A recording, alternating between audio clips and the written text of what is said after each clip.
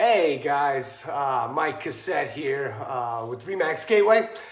Today I'm wearing my sparkly jacket because it makes me feel good and because I have to work from home because Travis County has now been shut down. The shelter-in-place acts.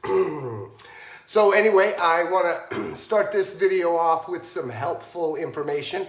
The most helpful for the most people first. That way, as people trail off and they're not paying attention anymore, they don't care, which, a lot of people don't, then the less important information kind of towards the back. So while I'm kind of waiting for people to get on the call here, and hopefully the lighting is not too bad, but anyway, got my earbuds in to please Kelly. He likes when I keep those in. So I want to thank everyone. We did find a use for our Airbnb house to support a local family. And if you can't hear me, I should be able to be heard. We got a local family that was displaced. Since we can't make money off the Airbnb, we were able to move them in.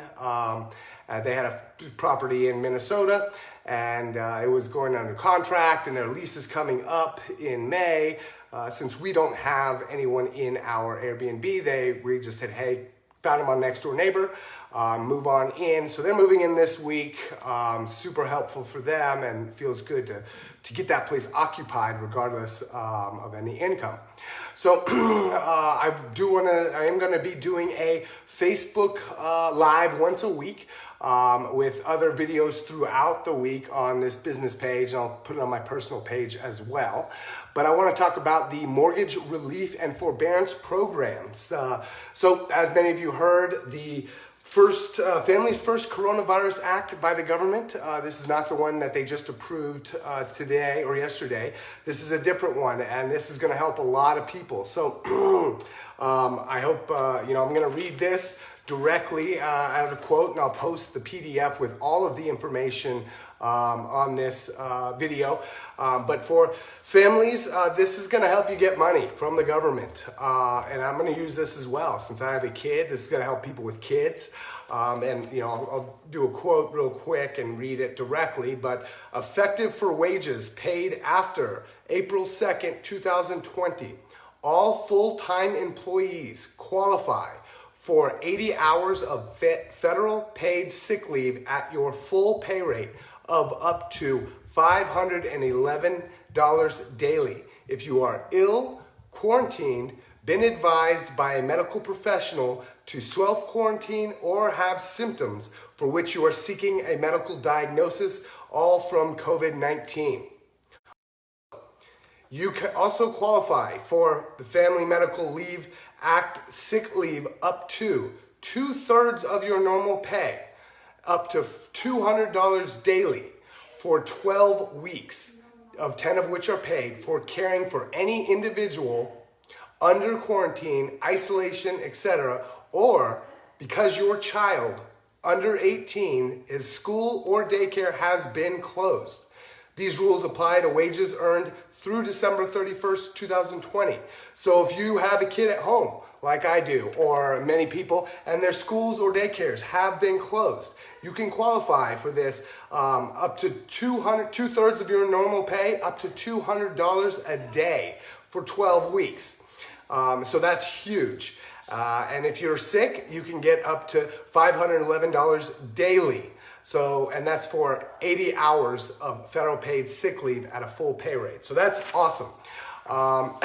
So another thing I was looking at, I was encouraging you and everyone else to kind of think differently. When people zig, you want to zag. So if you're investing in the stock market, now is a good time to pick up some of those tech stocks. I'm not going to financially advise anyone, but if you think about it, I thought about this earlier, and for buying flights for the next year. If you want to get a good flight deal for next spring break or for Christmas break, now is the time to buy them. I just checked flights for the winter break and for next spring, and they're almost half price. For $500, you can get from Austin to Munich. which is like really half price. So things like that, when people are pulling out, you can go all in, kind of Warren Buffett type thinking. So, I wanted also to remind everyone about the $100 in Amazon gift cards, the giveaway that I'm doing tomorrow. I posted that a couple days ago. Had very little engagement, and I just want to remind people, all you have to do is like my business page and comment on this post or the other one where I'm wearing a pink jacket. So that's going to be tomorrow. There's going to be 3 gift cards up to $100, $50, $25, and $25. And if you don't really care about real estate or the real estate market, then you can go ahead and log off or tune out now, because the rest of the stuff is kind of going to be real estate related. So the next thing I want to talk about is, a lot of people have been asking me, about the last crash and how this crash might be different. So I'm going to show you a couple slides and some real quick documentation of why this market is completely different than the last crash. And it's going to be 5 quick points, and I'll provide the slides as well after this. So the first one is the mortgage availability, credit availability. During the bubble, it was not hard to get a mortgage. If you remember, they had ninja loans, no income, no job, no assets, and they also called them standard stated income loans, where you tell them how much you make. So this chart shows the credit availability index, the ability to get mortgage credit at any point in time. So this is 2004, and this is the bubble, and then this is right now. So it's even harder to get a mortgage now than before the bubble started in 2004, meaning the banks are making sure that people are qualified to pay the mortgages, not like subprime. So the difference between the qualification, this is 2004, this is 2005, 6, and 7, and then the drop off. So this is where we're at now. That's, one major difference. Another major difference is prices are not out of control. This graph shows the annual house appreciation over the past 6 years compared to the prior 6 years. So I don't know if you can see this, but this is house appreciation leading up to the crash here. And this is our last 6 years of price appreciation. Now, it seems like we've been in a strong market recently and we've had higher price appreciation, but it's still nowhere near where it was before the last crash. Another major difference. Third major difference. We don't have a surplus of homes on the market. The average is a buy-sell market for buyers and sellers is a 6 months of supply. So this graph shows that how many homes were on the market in 2007, which caused prices to tumble. There's a lot of supply, over 6 months of supply, and today there's a shortage. So that's, in Austin, it's even less than this. So, and in Texas in general. So that's, a major difference. We have less supply, so the prices are higher, driving prices up versus this high amount of supply, which causes prices to crumble. Fourth difference, houses became too expensive to buy. Affordability has 3 components.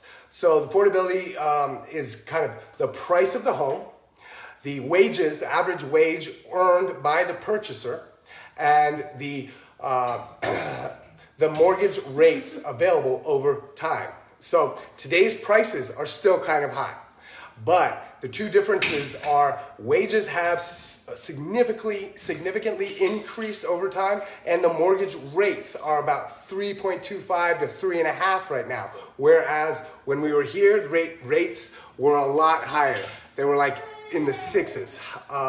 So that means the average family pays less of their monthly income towards their mortgage payment, meaning affordability is higher. People can stay in their homes during a crisis longer.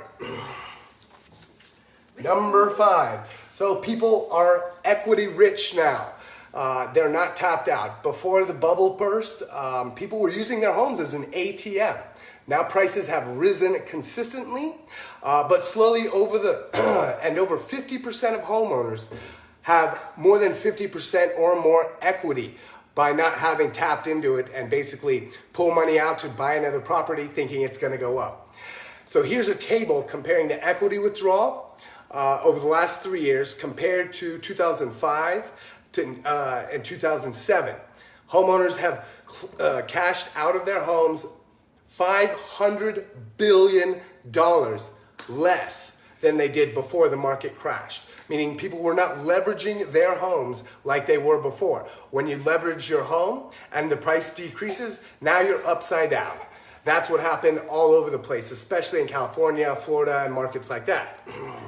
So, the result of all that was during the crash, home values began to fall, and sellers found themselves in a negative situation where the amount of mortgage they owed was greater than the value of their home.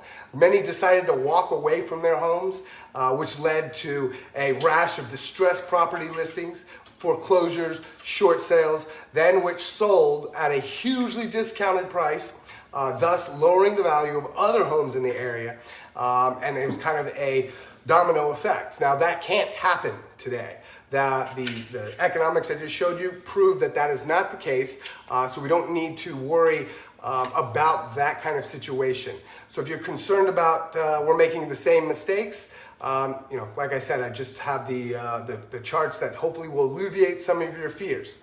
Now, the last thing I want to kind of talk about is at RE/MAX Gateway, what we're doing for sales, listings, and showings. We are going all virtual. The only thing that we cannot do virtual now is the notary going to someone's house for an actual closing, or just the buyer going to a closing office for a notary. And the only reason why you can't do that is because of the lenders. The lenders are requiring wet signatures for a lot of things now. So we still have, you can still close from your house. We can send a notary there. They can sign the documents. Everything else from virtual tours, listing appointments via Zoom, buyer consultations via Zoom, open houses, virtual via Zoom, or live videos with questions and answers, and are all things that we have now implemented throughout the real estate industry. We've got a website with all the CDC forms, questionnaires, etc. that I can point you to should you be thinking about listing your home and concerned about how we're going to meet with multiple agents, to what the marketing is, how they're going to see our house, any kind of questions like that. We have thought about over the last week. We've been working overtime to get those answered. You can see a YouTube video I have up there explaining it all that I'll post as well. So that is the Facebook Live video. Oh, and the one other thing, the Mortgage Relief and Forbearance Program. I'm going to share I talked to United Wholesale Mortgage about my own situation and said, hey, I want to figure out if you've got a Fannie Mae or Freddie Mac backed loan. The federal government has now said you can be in a forbearance program pushing your mortgage payments out for up to a year. Now, this is going to be situationally dependent, guys. So, I know after I spoke with the teller or the lady on the phone, she said, okay, this is what we're working with now. The government has said this is what we want to do. We're working through how that's going to work for United Wholesale Mortgage. And so you're going to want to speak with your mortgage company. They want you to talk with them before you quit making mortgage payments. Don't just stop making mortgage payments. Talk to them first. And when you do, this is what they told me on the phone. We want to help the people that are in distress. We don't want everyone to flood the market and call and say, hey, I can't pay my mortgage, get me on a program. No, you need to either be in distress, as in you missed a payment, or you think you're about to and the payment's already been due. She told me the best time to get someone on the phone and get into a program is going to be between April 1st and April 15th, without having made the payment on my mortgage on April 1st and it's already been due, and without being late on the 15th. I can call in on the 7th, 8th, or 9th and talk to someone about getting into a mortgage relief program that the federal government has instructed Fannie Mae and Freddie Mac. They back over 50% of the loans in the country, and they're forcing this on mortgage programs. Oh, this is my little son here. Hey, say hi, Daddy, or hi, guys. Yeah. So anyway, that was my experience. I'll keep you updated with everything. I'm gonna do a Facebook Live once a week. So I hope to see you guys soon, and I'll post all this stuff online and on my webpage so you can see it all if you're interested at all. I will do the drawing for the $100 of Amazon gift cards tomorrow. Just comment on this post and like my business Facebook page, Ask Mike Cassett. All right, talk to you guys soon, and hope you guys have a great rest of your day.